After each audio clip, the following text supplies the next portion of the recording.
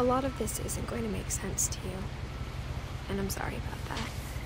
I'm just going to start at the beginning, with the house.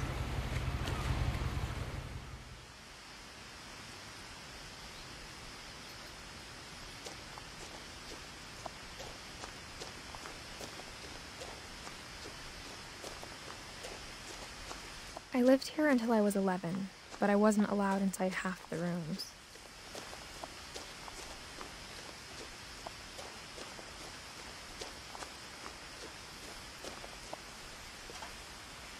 Inside the mailbox were bills from 7 years ago, marked urgent, open immediately.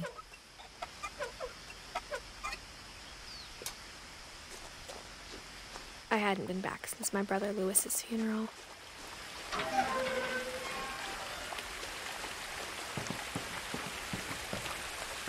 In her will, my mother left me a key but didn't tell me what it unlocked. Maybe she thought I'd know, or she thought that the mystery would be enough to bring me back.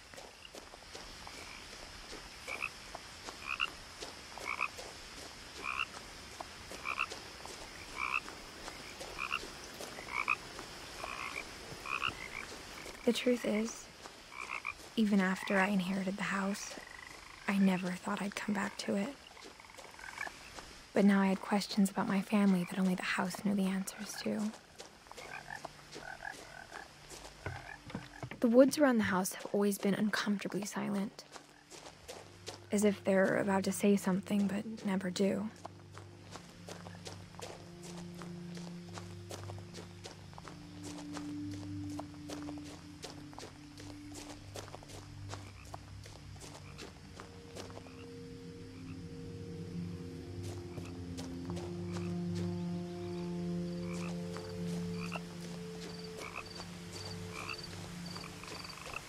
The house was exactly like I remembered it, the way I'd been dreaming about it.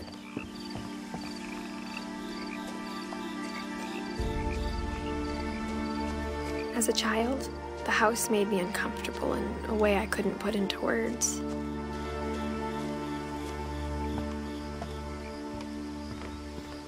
Now, as a 17-year-old, I knew exactly what those words were. I was afraid of the house. I hoped the key might unlock the front door. It didn't.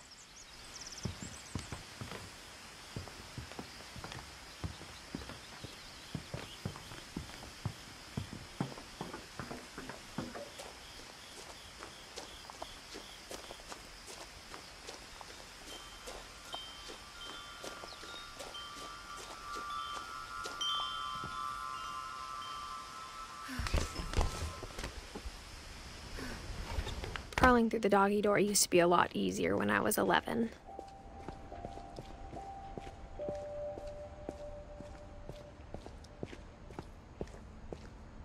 For the first time in years, I felt like I was home. But instead of a family, there were just memories of one.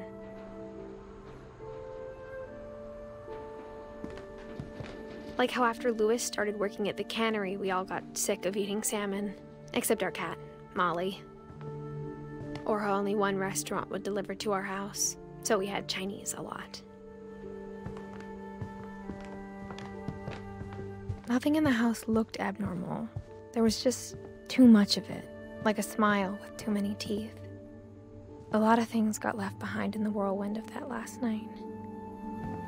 My mom wasn't much of an optimist, but she never stopped believing that my brother Milton was alive.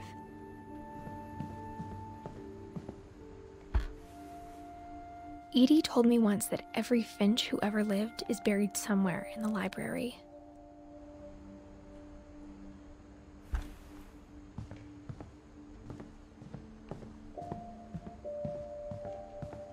Mom always told me to stay out of the basement, so I wasn't too surprised when the key didn't fit.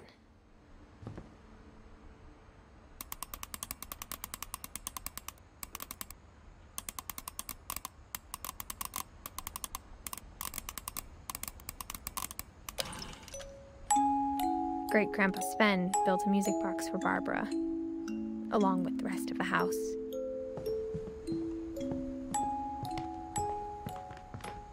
Even the fireplace had a story. Edie told me the bricks came from the original house, after it sank.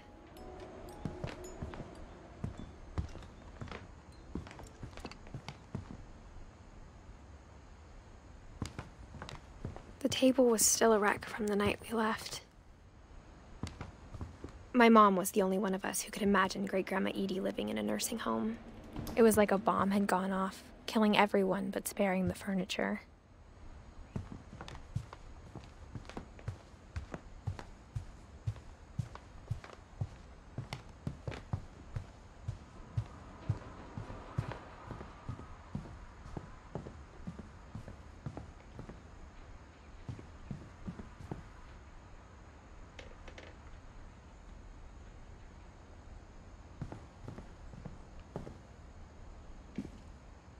After Milton disappeared, Mom sealed up all the bedrooms. Then Edie retaliated and drilled peepholes.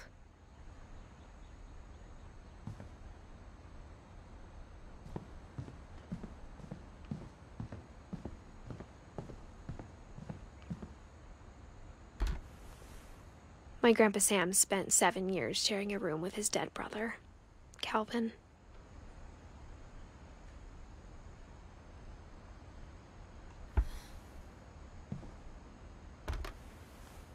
As a kid, I just assumed every house had peepholes and sealed rooms you weren't allowed inside of.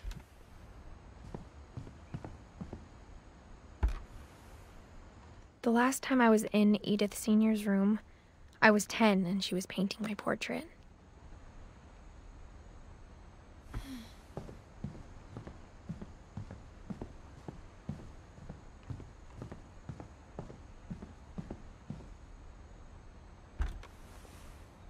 Molly always seemed like a girl I could imagine being friends with, if she hadn't died in 1947. I spent a lot of time playing in Great Uncle Walter's room. I think my mom sometimes regretted not sealing it up. Lewis told me there were secret passages, but I never believed him.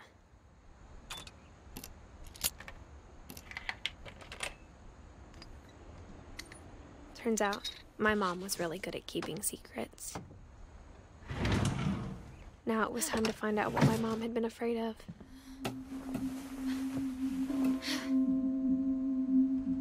Reading this, maybe it sounds like I had a plan, but I had no idea what was behind that door.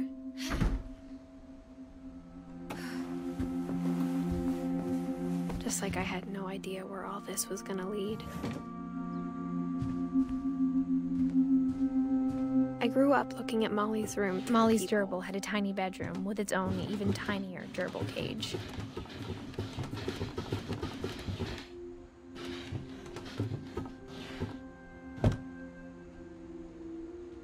Being inside for the first time, I felt like I'd stepped behind a painting.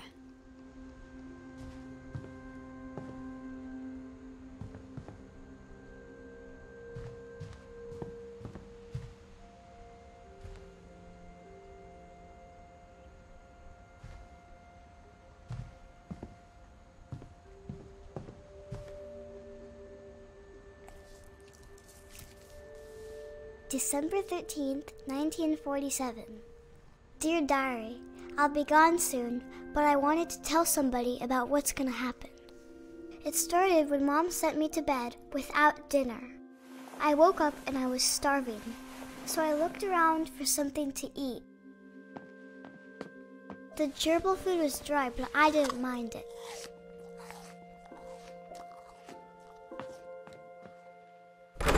Mom, can I come out now? Sweetheart, it's late. Go to sleep.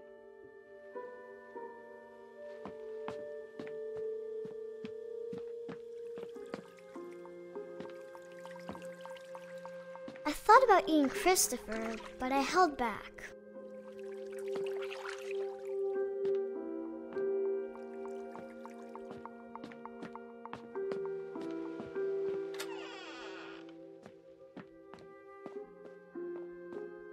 I ate a lot of things that night.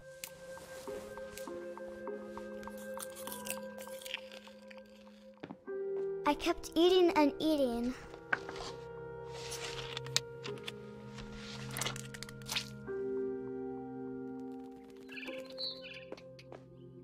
Then I heard chirping outside my window.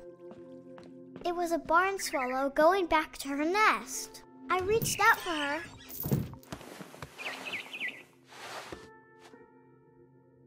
And suddenly, I was a cat. I tried to be quiet, but the bird was really scared.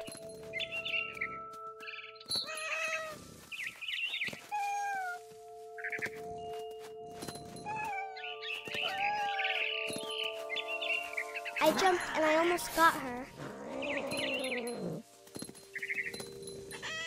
I could tell she was getting really tired. Now I was up in the big tree. I promised Dad I wouldn't climb it anymore. I gobbled her up. And suddenly, I was an owl. First, all I heard was the wind. Then I heard little teeth nibbling in the grass.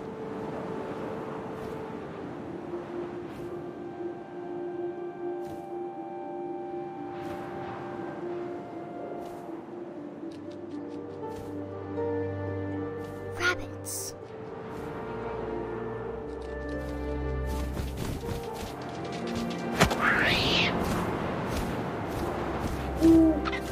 I imagined his face looking up and seeing mine through my talons. I swallowed him up, and I didn't chew one bit. Then I flew off to find something bigger.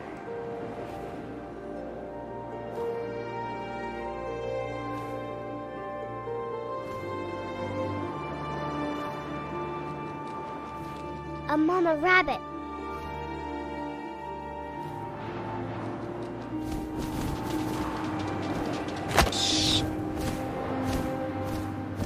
She was almost too big to carry. I started choking, but I couldn't stop eating. And suddenly, I was a shark.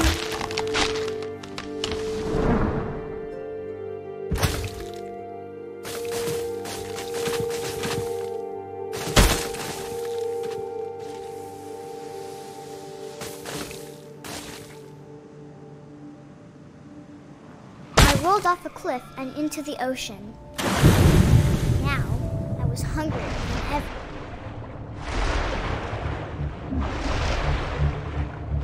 I wanted fat, juicy seals.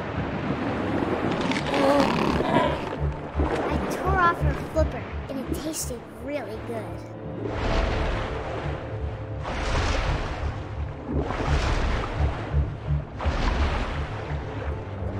Grabbed on tight, but I was so hungry, I jumped out of the water. When I opened my eyes, everything had changed. Now I was a monster, and I smelled people everywhere.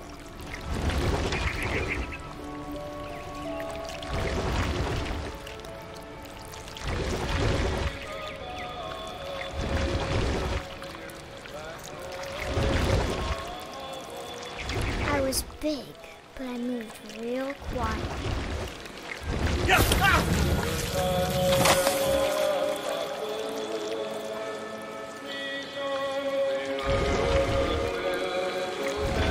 I wanted to stop, but also I didn't.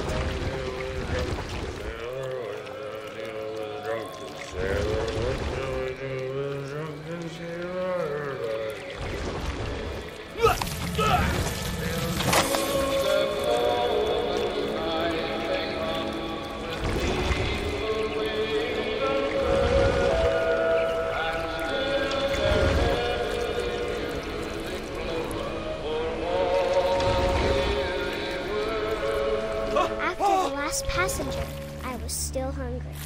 And across the water, I smelled something new. Something I had to have, so I swam towards it. I slithered onto the sand, and the good smell went into an old pipe.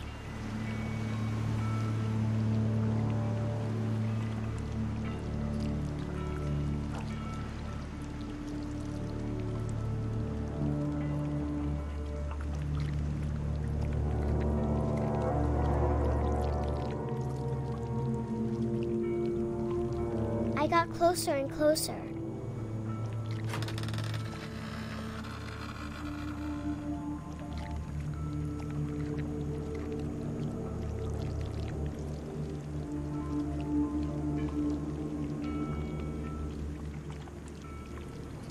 All of my stomach started growling. And suddenly, I was me again. I held my breath for a long time, but I couldn't hear anything. I think it's waiting for me to fall asleep. But it's not going to wait much longer. It needs to feed, and we both know I will be delicious.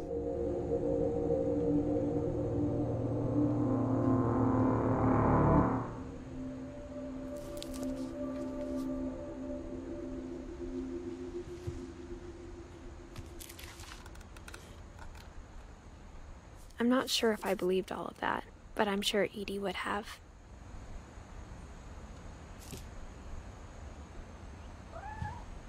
I can't describe it, but I felt like some part of Molly was still here.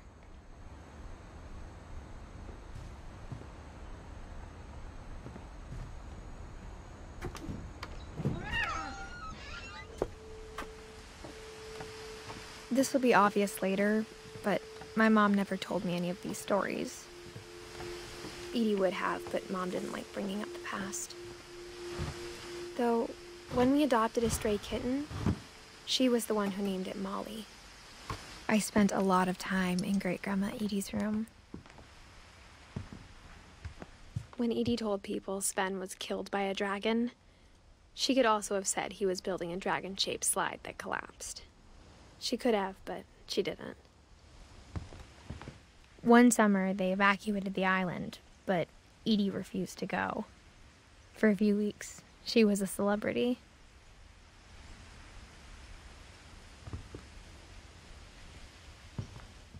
I hadn't thought of myself as Edith Jr. for a long, long time. Edie gave a big interview about a mole man living under the Finch house. My mom was furious.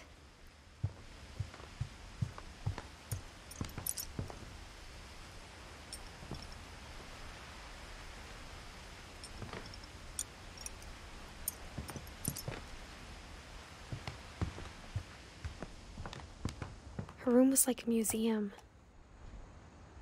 For 500 years, the Finches have been famous throughout Norway for their fortune and misfortune.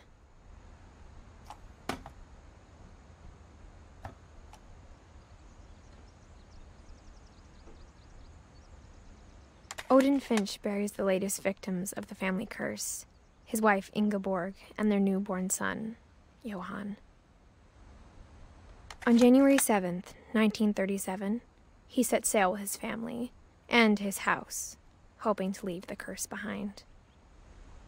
But 40-foot waves off the coast of Washington send the house and Odin to the bottom of the sea.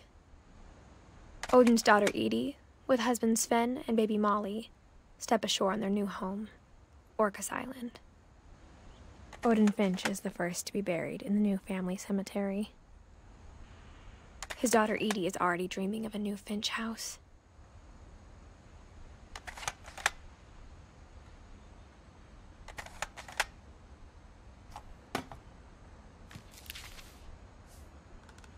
Whatever's wrong with this family, it goes back a long ways.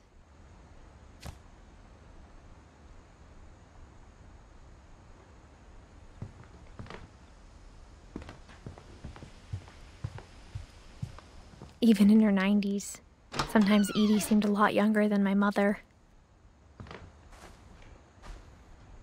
The only trace Grandpa Sam's first wife Kay left on the house was the pink bathroom.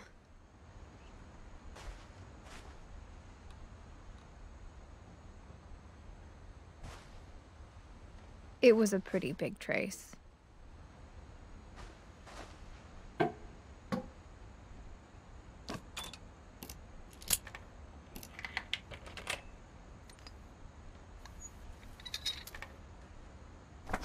There's a secret in this bathroom. It's in the last place you would look. It isn't in the cupboard. It's hidden in this book.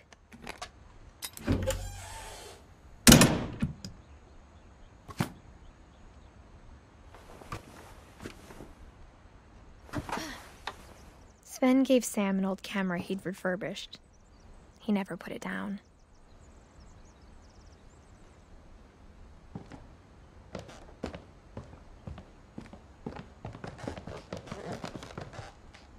From the paintings on the wall, it was clear my brother Milton had been here before me.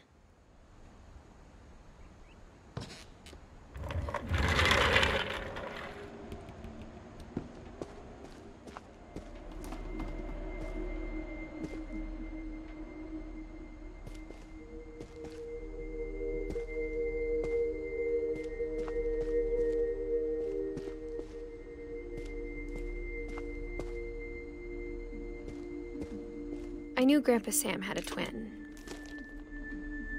and that he never talked about him. I guess my grandpa didn't like history any more than my mom did.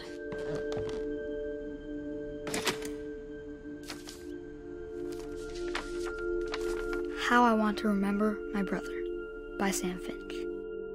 The thing I remember is that when he made up his mind, that was it. My brother said he'd die before he ate another mushroom, and he did. At Barbara's funeral, we swore we'd never be afraid again, and he wasn't. I think Calvin always wanted to fly.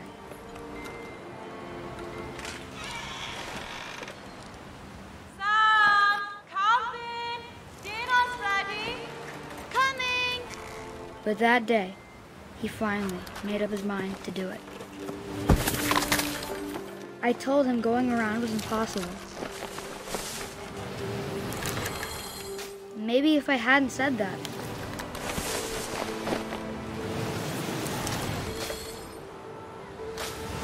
Calvin! I'm not gonna tell you again! Maybe if the wind hadn't picked up. And maybe he'd still be here. But I doubt it. I think he'd already made up his mind. That's what I want to remember about my brother.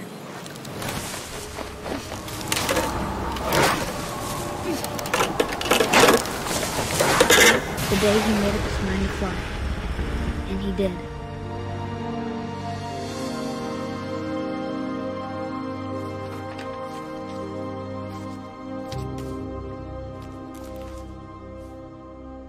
Calvin's story felt strangely familiar.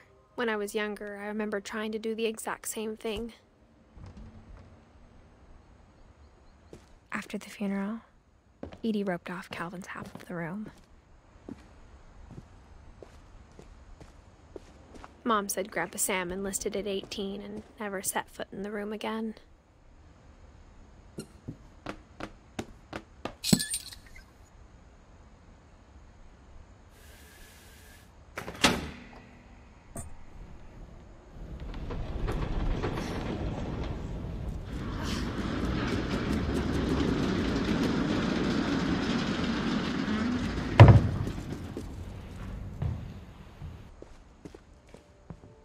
The passages were a pretty tight fit.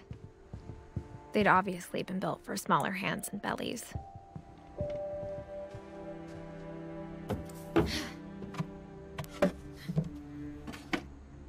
Growing up, I always thought of Barbara as a child star.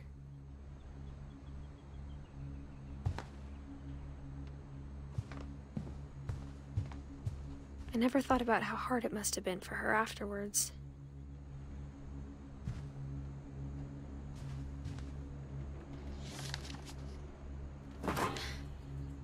Of all the stories people wrote about Barbara's death, I'm surprised Edie saved this one.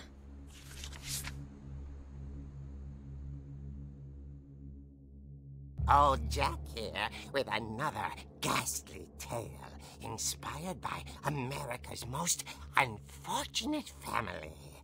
I'm calling it The Surprise Ending of Barbara Finch. As a child star, Barbara was famous for her scream. Now at 16, she was all washed up. A has-been.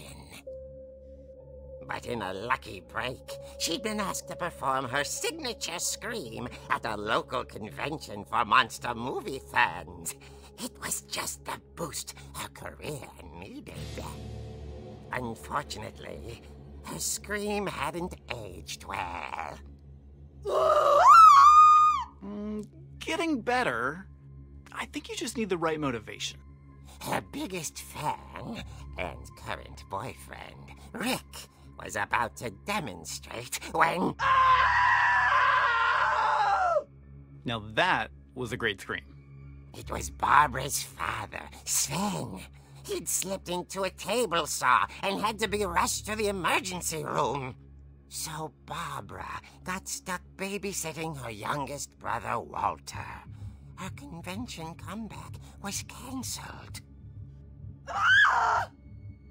Okay, I'm hearing frustration, but I'm not hearing terror. What if I tried... A gang of hoodlums in Halloween masks have been terrorizing Orcas Island tonight. Police are urging residents to... That came from the basement. You're right! Also, I loved your delivery on that. Why is your basement door locked? Because my dad likes making puzzles and secret passages. There's a key hidden in the music box. The secret is to keep winding and winding until finally the key pops out. Thanks, babe. I'll be back in a sec. 20 minutes later, Rick hadn't returned. So Barbara went to look for him, right on cue. She reached for the music box. And as she wound the key, she listened for Rick, but the house was silent.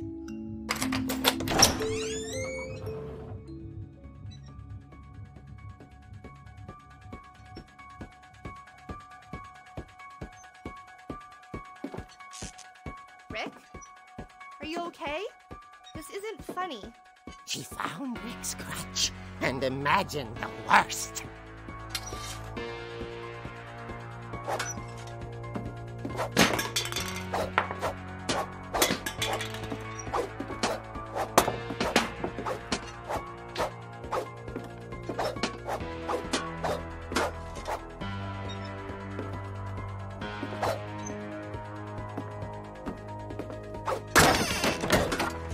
The gang's leader is the infamous Hookman Killer, Dr. Carl Hamill, who impaled and then ate his family 10 years ago tonight.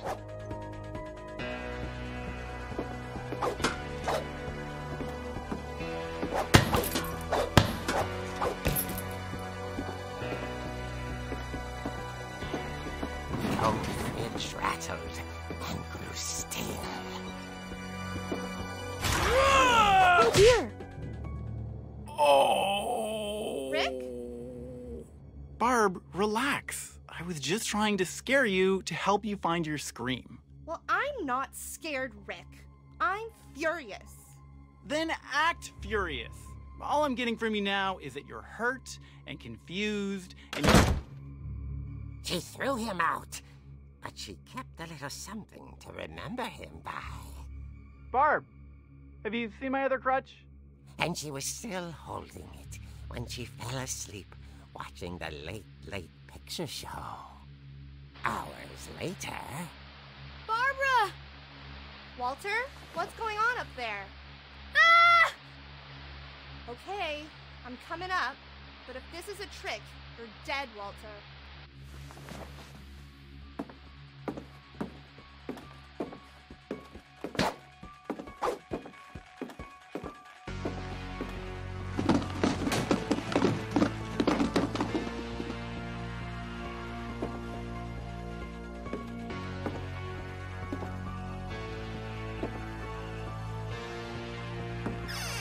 Walter, are you there?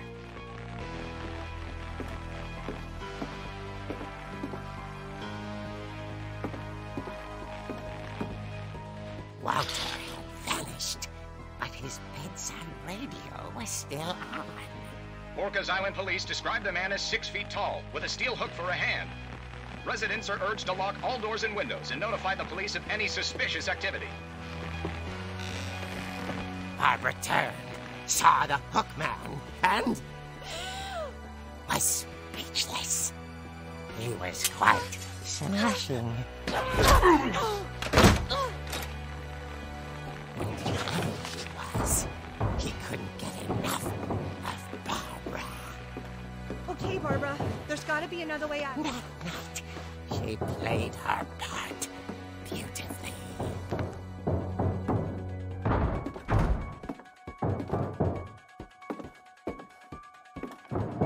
Molly's door hadn't been opened in years. The hinges groaned.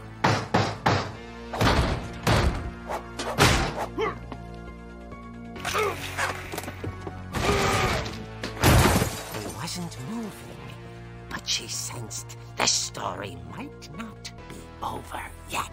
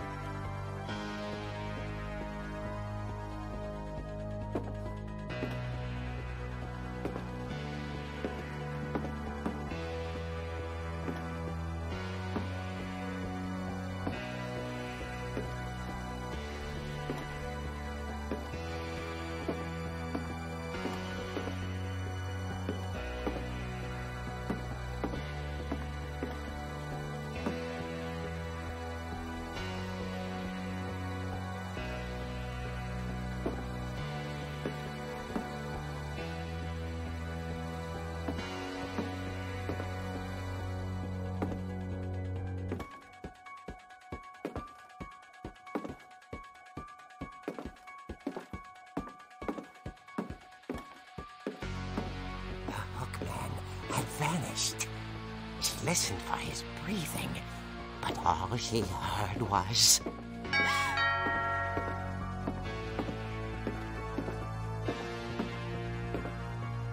At the door, she heard whispering.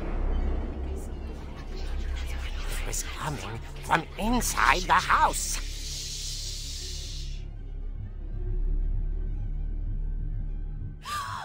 Oh dear.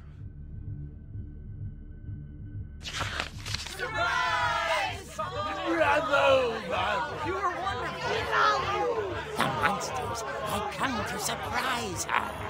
For Barbara, it was a dream come true.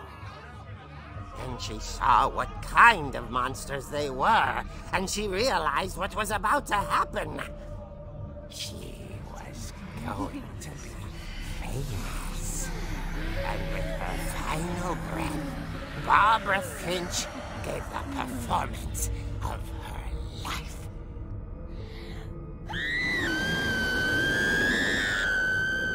I wasn't there myself, but I hear Barbara was magnificent. Poor girl. She had a taste for stardom. But unfortunately, so did her fans. Of course, the police blamed it all on poor Rick, who disappeared the same night. And little Walter, hiding under his bed the whole time. He took it all pretty hard, but that's another story. As for Barbara, tucked inside the music box is all they ever found of her. Her ear. Now that's what I call a real eerie tale.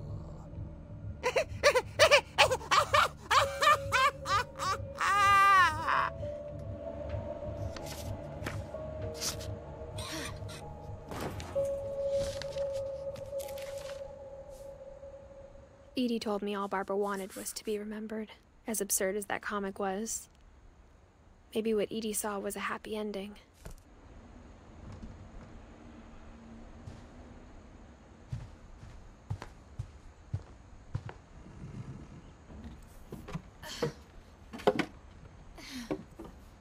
I guess now I know why Mom didn't like me playing with the music box.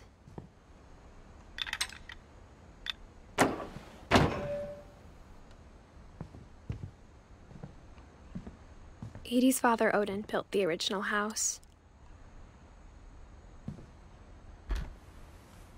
Barbara was a child star for 2 years, until America grew out of it.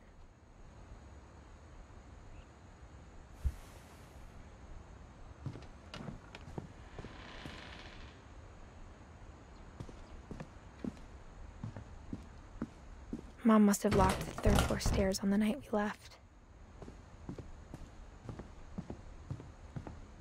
Whenever people ask me about my family, the first thing they always want to know about is Barbara.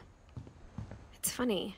All those times I played with the music box and never found the basement key.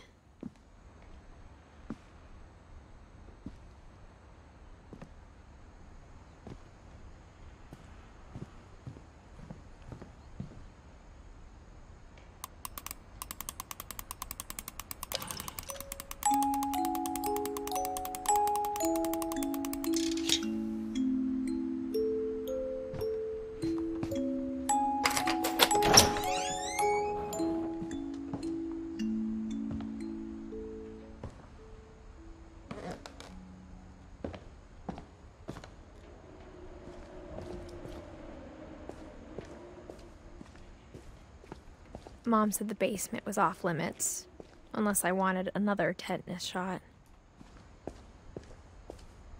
I saw Edie sneak down to the basement once, carrying packages.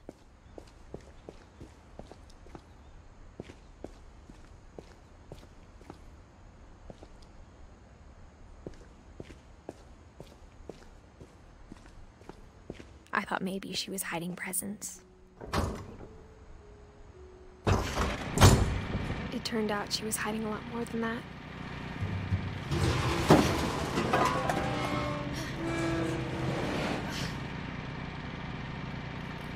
I remember asking Mom once about where Walter had gone. She said after Barbara died, he got as far away as he could. If there's a pattern in all these stories, I think it's that none of us has gotten very far.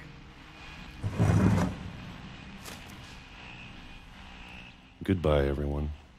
I can't believe I've been down here for 30 years.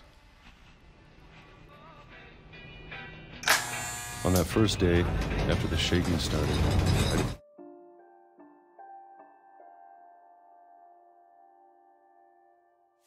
I think I survived the week.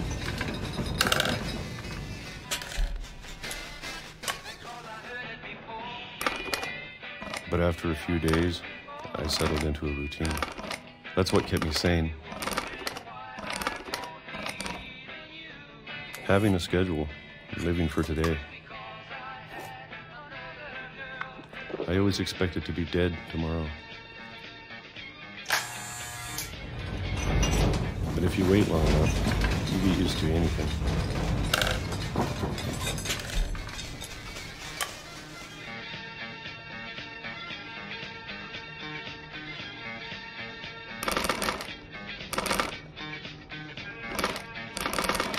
Even a monster on the other side of the door starts to feel normal. Almost friendly.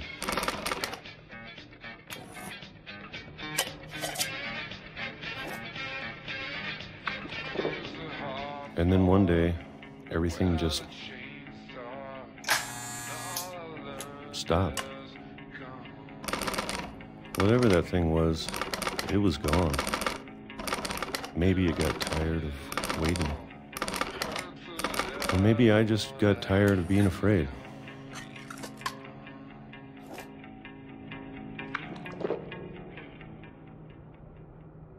It's been a week now, the longest in 30 years. I'm done waiting. I have to leave while I still can.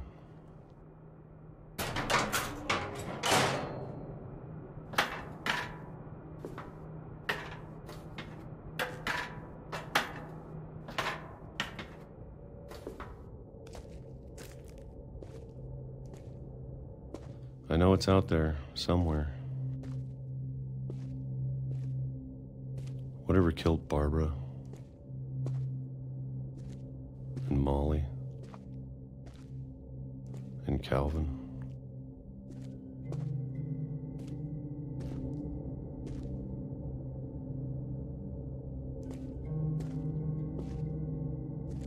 Maybe this is all a mistake. But I need to stop living the same day, even if it kills me.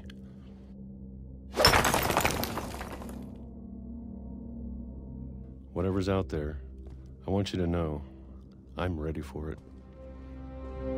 I'm going to appreciate all of it, especially the food. I don't mind if I only have a year left. Or a month. Or a single week. I'd be happy with one new day. I can already imagine the sun on my face.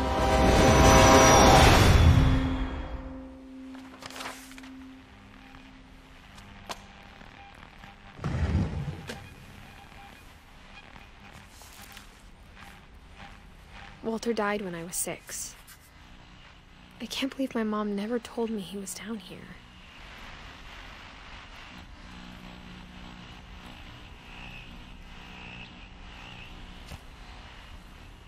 I'm sure my mom was trying to protect me.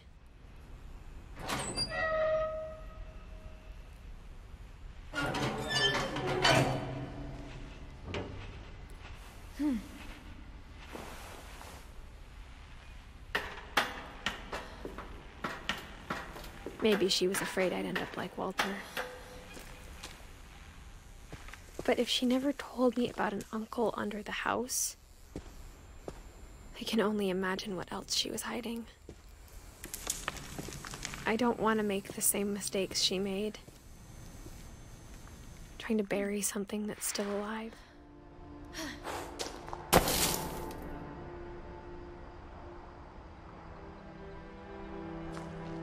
Now that there's only one of us left, or maybe 2, I thought it was time I heard the stories for myself and found out what happened to everyone else. But now I'm worried the stories themselves might be the problem.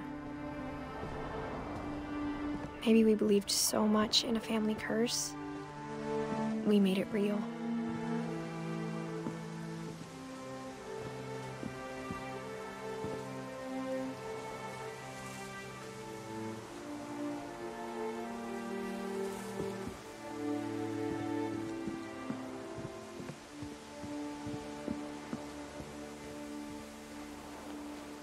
I don't know if I should even be writing this.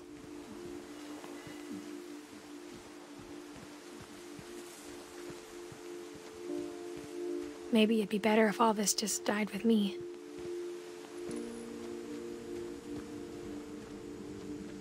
But I thought you should know about your family.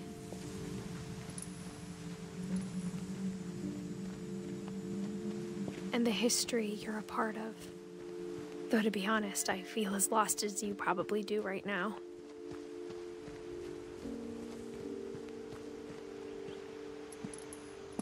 I think the people in these stories believed them, for what that's worth.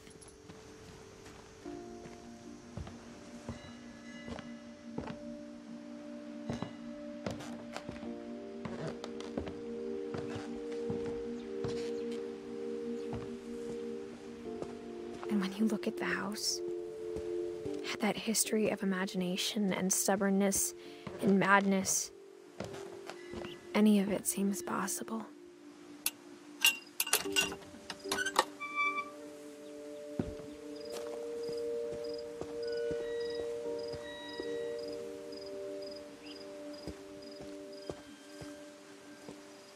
I think we've been surrounded by death for so long, we've just gotten used to it.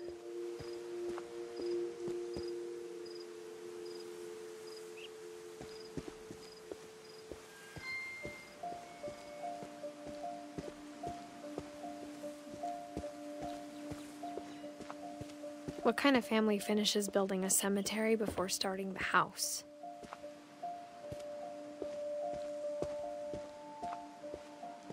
It's embarrassing for me to admit this, but the pet cemetery made me more uncomfortable than the human one. 3 of the gerbils were mine, and 2 had been my fault. Sven built the house, but it was Edie who designed the cemetery.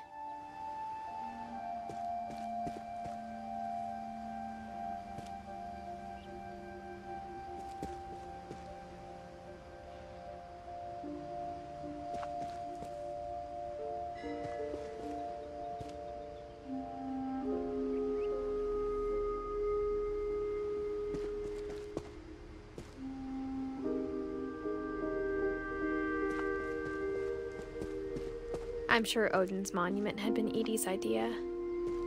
My mom was always trying to move on, but for Edie, the past never went away.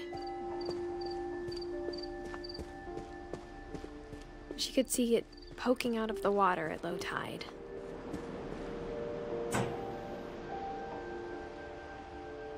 Edie said she dreamed about the old house every night.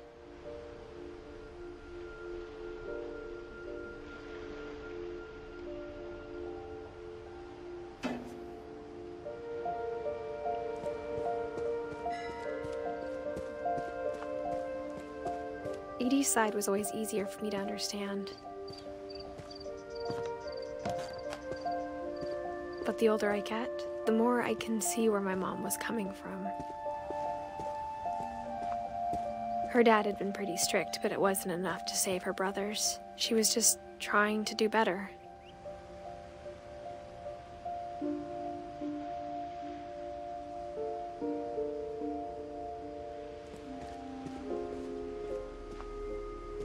She lost 2 of her brothers, just like I did. I get why she tried so hard to protect us.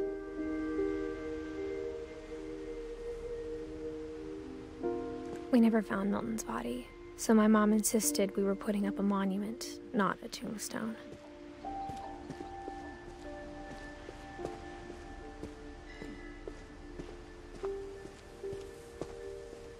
There's so many things I wish I could ask my mom now. Part of me thinks this is what she wanted all along. For me to come back someday and find everything out for myself.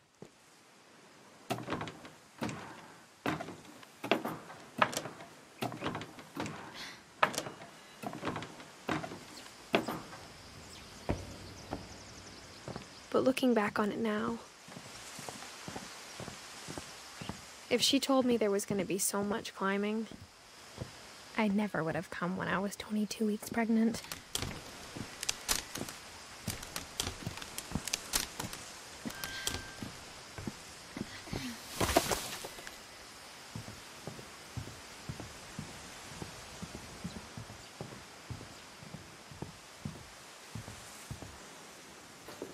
I never met Grandpa Sam, but I think he and my mom had a lot in common.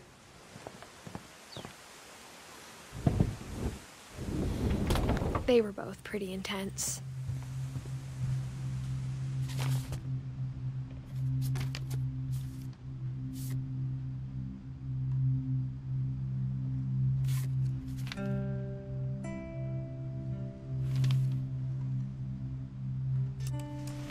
Dawn, I promise, you'll never forget this weekend. Yes, sir. These memories... Perfect. It's gonna rain the whole weekend, isn't it? I will never forget this weekend, Dad. That's the spirit. Okay, got it. I'm gonna take some pictures, okay? Just be careful. That camera's older than you are.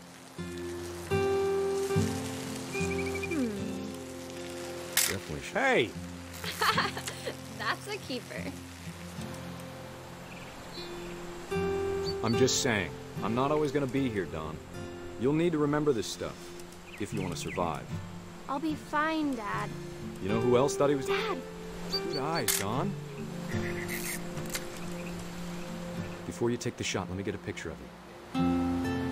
Dad... Let me get behind you.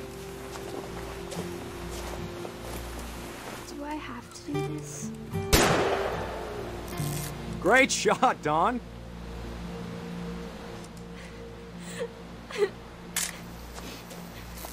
I'm proud of you, Dawn. Always remember that, okay? Dad, it's twitching. I think That's it's totally normal, Dawn. Just focus on the camera. Try not to think about— Dad!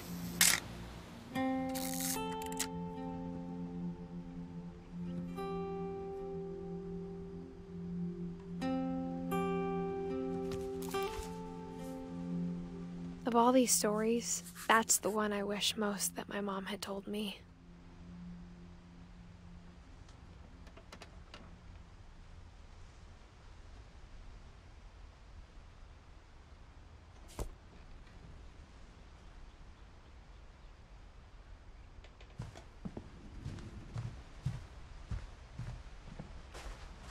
Instead of hiding from death, Sam seemed to go out of his way to meet it.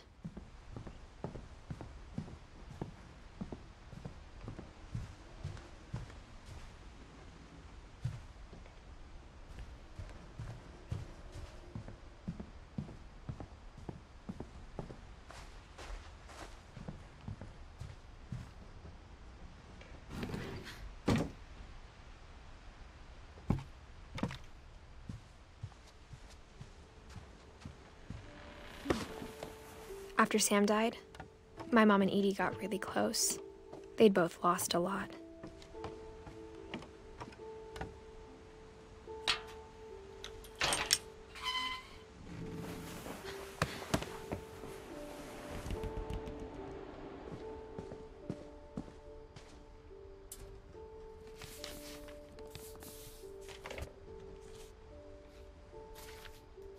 Dear Kay, do you remember the way Gregory used to laugh when he thought he was alone?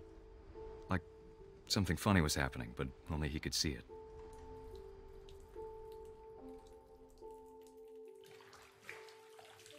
I think he saw things the rest of us don't.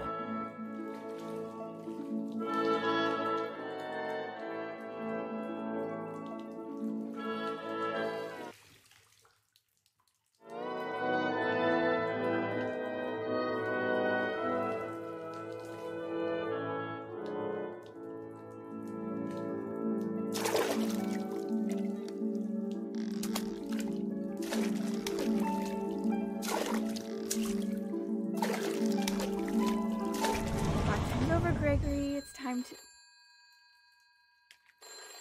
Hold on, sweetie. Hello? Sam, I told you I don't want to talk right now. I wonder what he saw.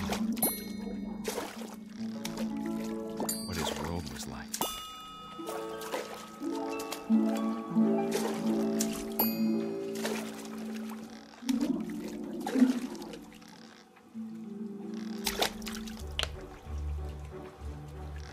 Reminded me so much of Calvin.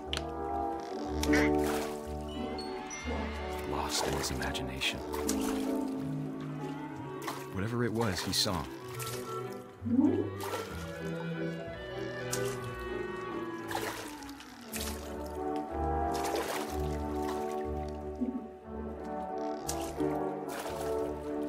It sure made him happy.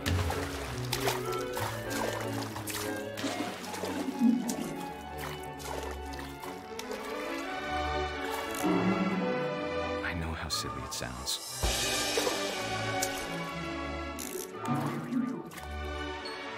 That I worried about a baby being too happy. But I could feel him slipping away. Sorry about that, Gregory. I know you did everything you could. Maybe if I hadn't called that night. Damn it. Hold on, I don't want Gregory to hear this.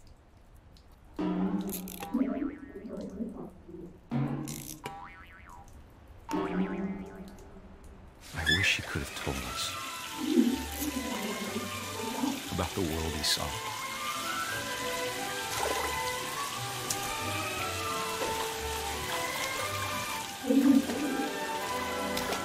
There's so much I don't understand about Gregory, about everything.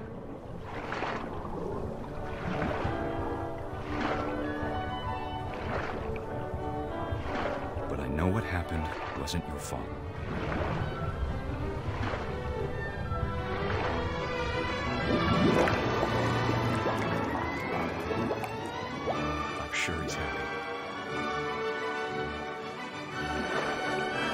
like you'd want me to be happy too. Good luck, Kay. Love, Sam.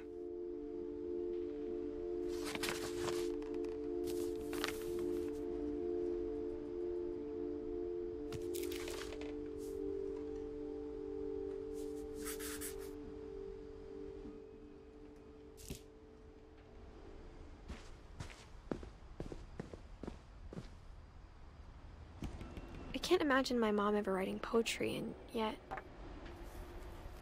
A poem for Gus, who always said the wedding was a bad idea. Our father never hit us kids, at least not very hard, before the day my brother said with teenage disregard that he'd be dead before he'd see a wedding in our yard.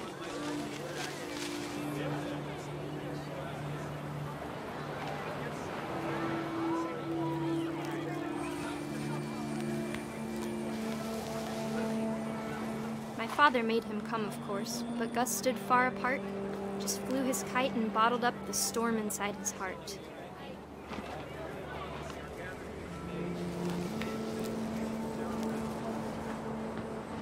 I tried to talk him out of it, but though he'd never met her, we don't need a stepmom were the words that I now pronounce you husband and wife.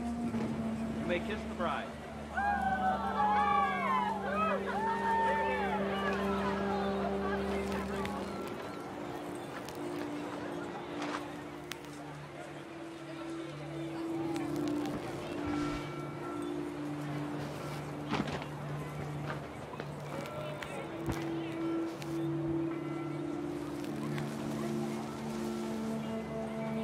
When the time for photos came, Dad ordered him to come here.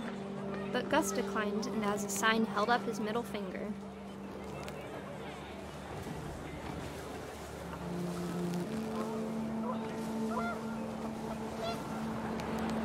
The wind picked up, and panicked geese appeared and quickly went. But all the humans did that day was go inside the tent.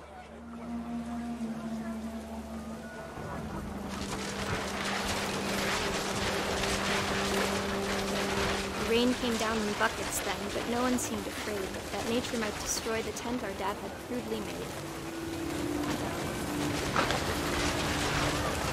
The thunder sounded much too close and full of angry power, but all my father said to this was, "Make the music louder."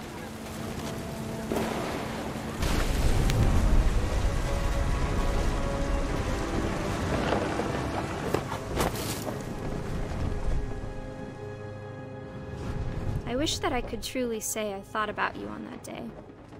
Out there on the beach alone, just you, the wind, the sea, and foam. But I didn't, until we found you.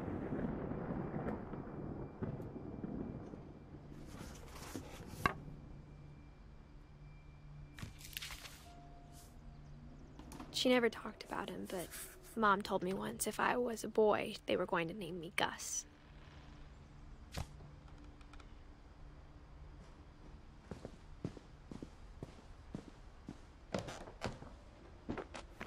My mom moved up to the loft after her brothers died. At the time, it was as far away as she could get.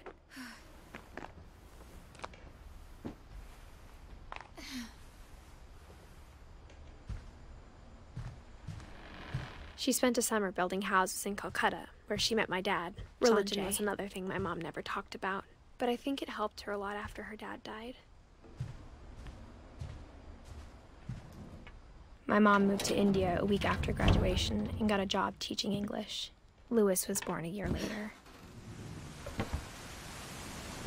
When my dad died, I don't think Mom knew where else to go. I'm sure Edie was happy to have her back. The house had to get a little bigger, but Edie was used to that. And for a while, things were good. Almost normal, but it didn't last. The beginning of the end was Milton's 10th birthday, when Edie gave him a castle. After Milton disappeared, the only thing he left behind was a room full of paintings.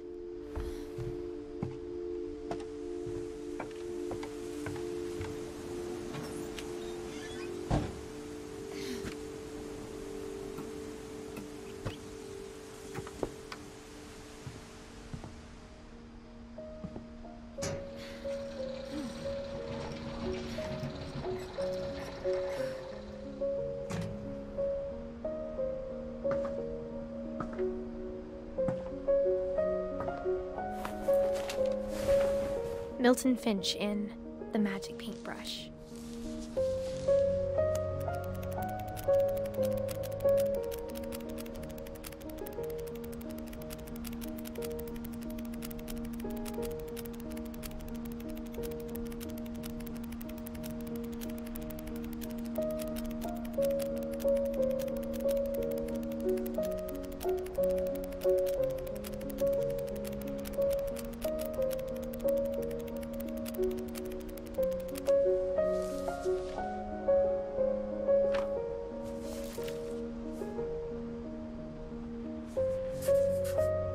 I was 4 when Milton disappeared.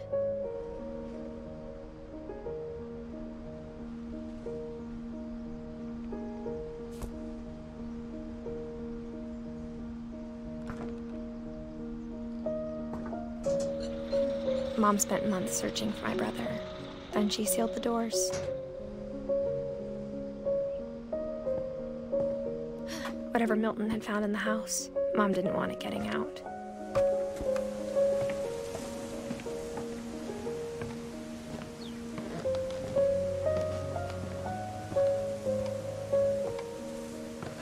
Mom definitely blamed Edie, but I think Louis blamed himself.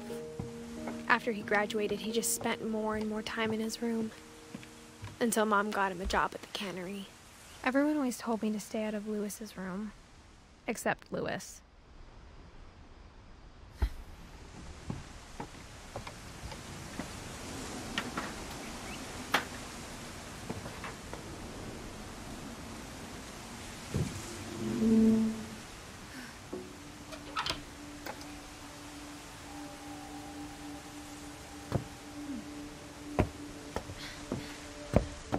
Louis's room smelled very, very familiar.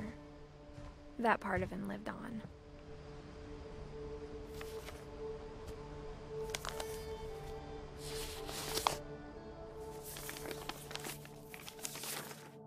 Dear Mrs. Finch, as Louis's psychiatrist, I can understand your desire for an explanation. As I see it, the trouble began in January, shortly after we convinced your son to seek treatment for substance abuse. Newly sober, I believe Louis first noticed the monotony of his daily life.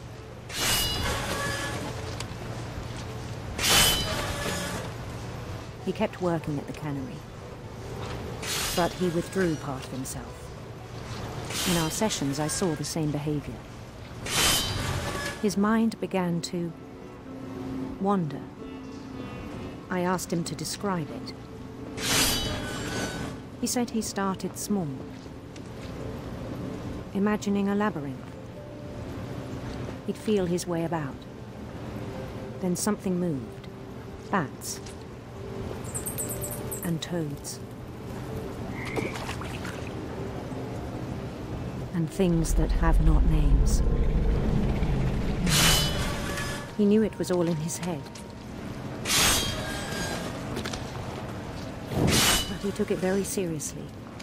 I had hoped he'd find himself.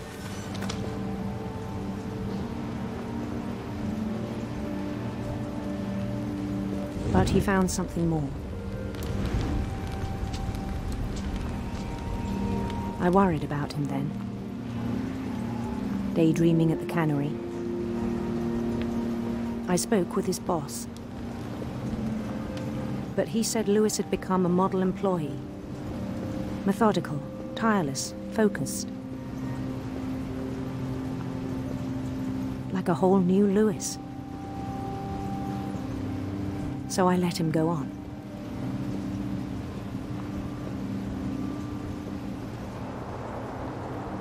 I even encouraged him.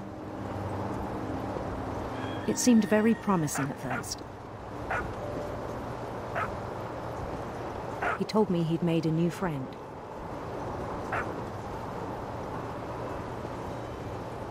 On the edge of a city he named Louis Topia. He built the city up slowly, brick by brick. Then he made musicians.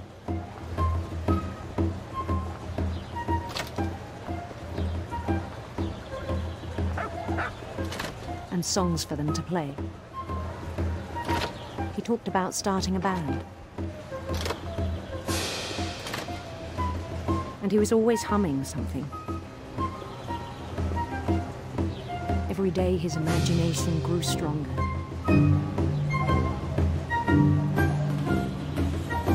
He no longer spoke at the cannery,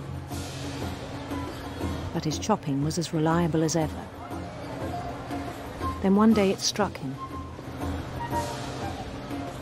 that all the cheering crowds, even the stones under his feet, were all in his imagination, so he could do whatever he wished.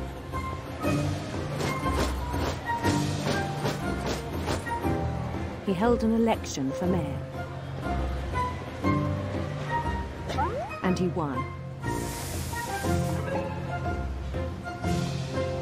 They begged him to stay, but his mind was already wandering.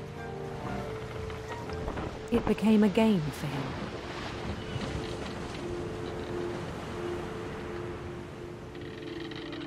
He'd conquer a city, then immediately push on. New Louisville.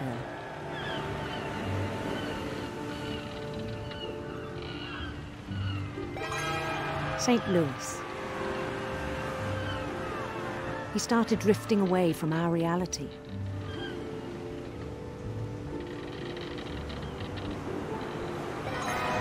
Minneapolis, until one day he forgot to go home from the cannery.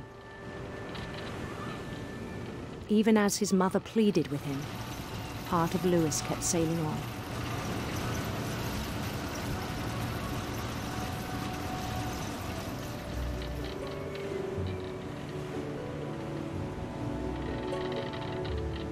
In Louisburg, he heard rumors of a handsome queen.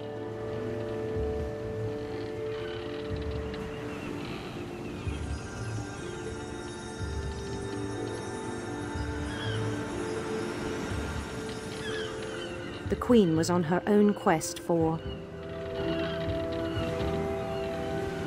sinister serpents.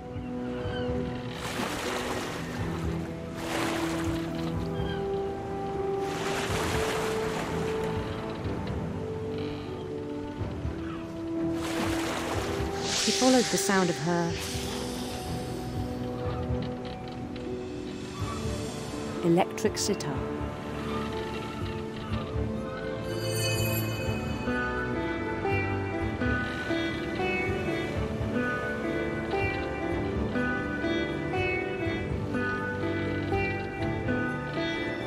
His chase led him to a golden palace east of the sun and west of the moon.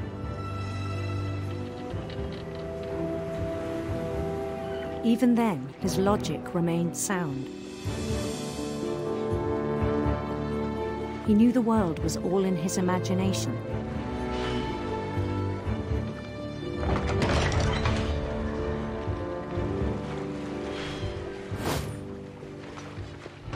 But he was so proud of having created it. In his own eyes, he'd become something greater than a king.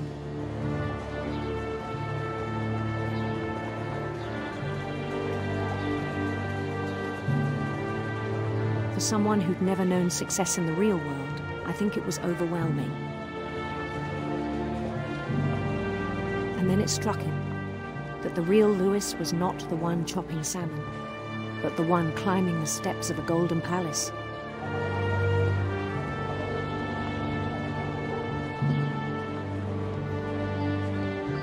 My imagination is as real as my body, he told me. It was hard to argue with him.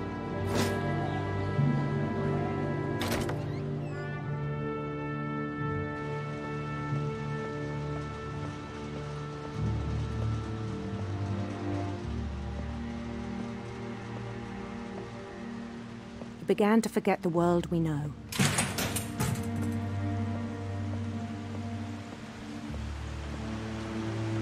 I think it pained him to remember Louis, the cannery worker.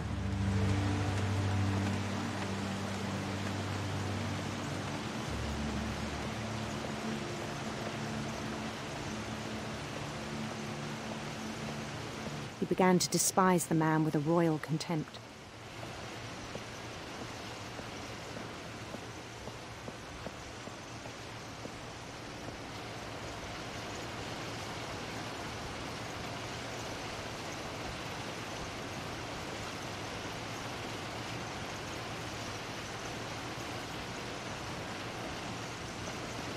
I still thought I could save him.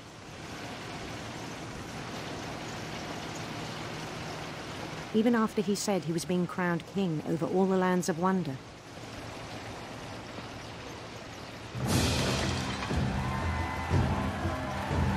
The palace would be packed with his companions.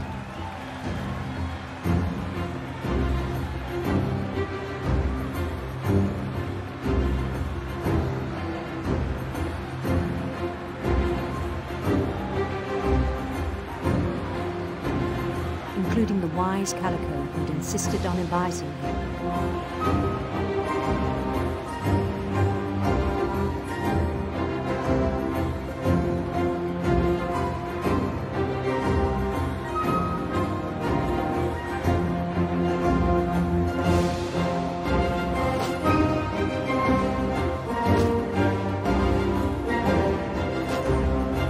His queen waited, holding his crown.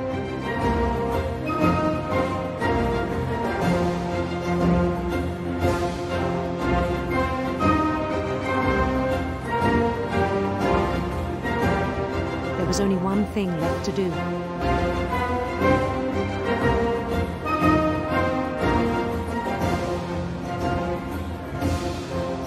Bend down his head.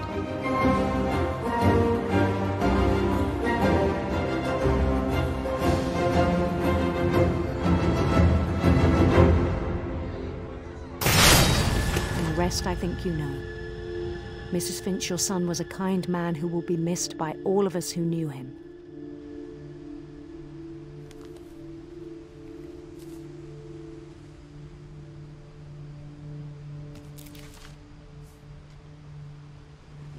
My brother was really cool. I wish you could have met him.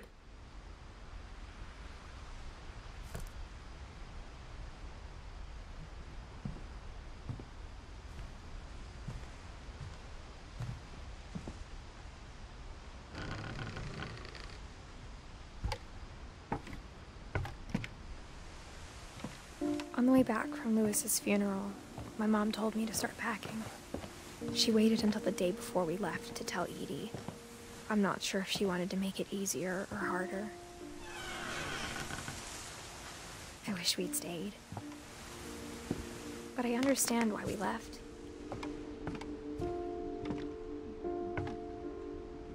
What happened that night had been coming for a long time. Maybe it should have come sooner.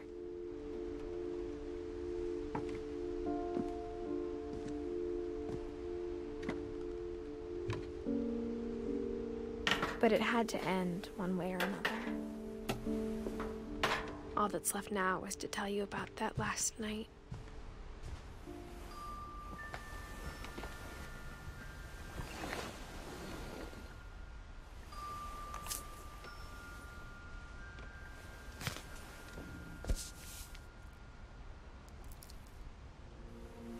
That whole last day, Edie just watched us pack and didn't say a word.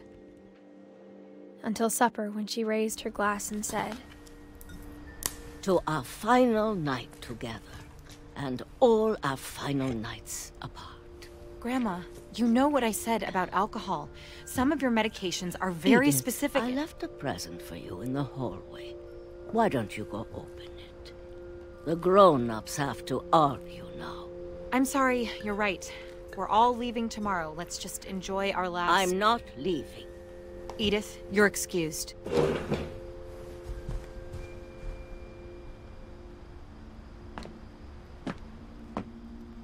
The power had been shut off that morning, but Edie always had plenty of candles.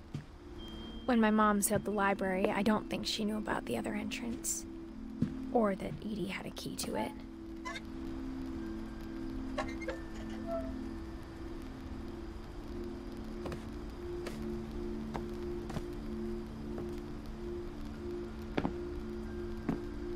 That thing you're afraid of isn't going to end when you leave the house. Edith has a right to know these stories. My children are dead because of your stories. I think it's best if Edith and I leave tonight. We'll have the nursing home send a van for you in the morning. Okay? Dear Edith, there's so many stories I wish I could tell you, but there's only time for one. This is about what happened on the night you were born. That night, the tide went way, way out. It was the first and last time I ever saw the old house aground. There'd been an earthquake out in the middle of the ocean. They called it the lowest tide in 1,000 years. God, it smelled awful. You know, I've seen that house every day of my life.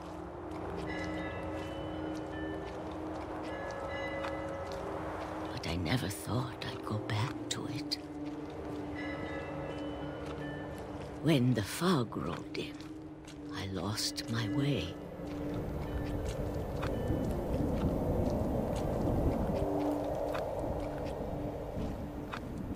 I got turned around.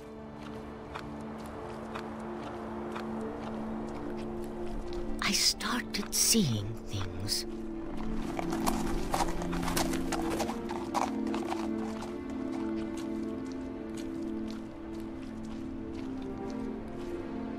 Things I'd forgotten had ever existed.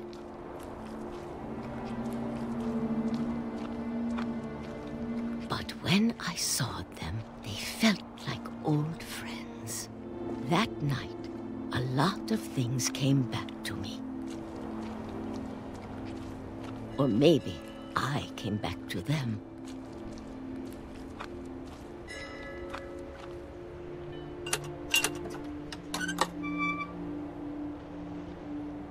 Things I can't explain, but that I need you to try and... Edith, what are you doing in here? It's mine. Edith! Mom, you're gonna rip it! Let go! I kicked and screamed, but Mom dragged me to the car. I never saw Great-Grandma Edie again. The next morning, the van came to pick her up, but she was already gone. After that, we moved around a lot.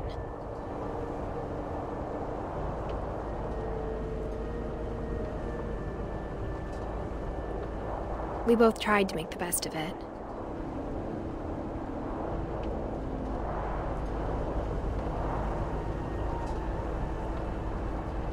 A few years went by.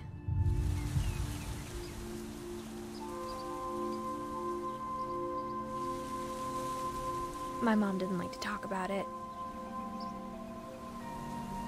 but she started getting sick a lot.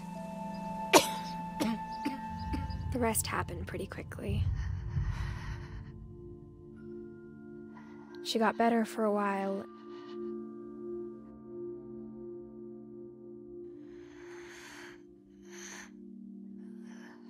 And then she didn't.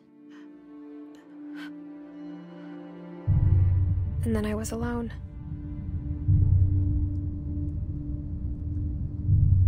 The last Finch left alive.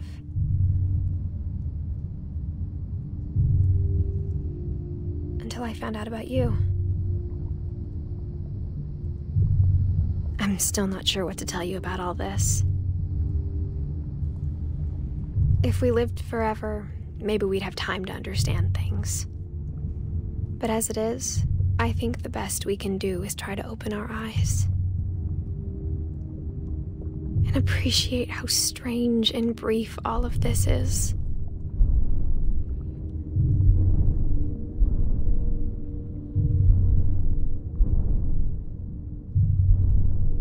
This journal was supposed to be for you.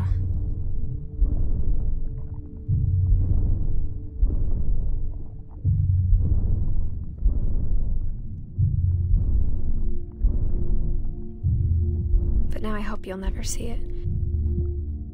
I just want to meet you and tell you all these stories myself. But I guess if you're reading this now, things didn't work out that way.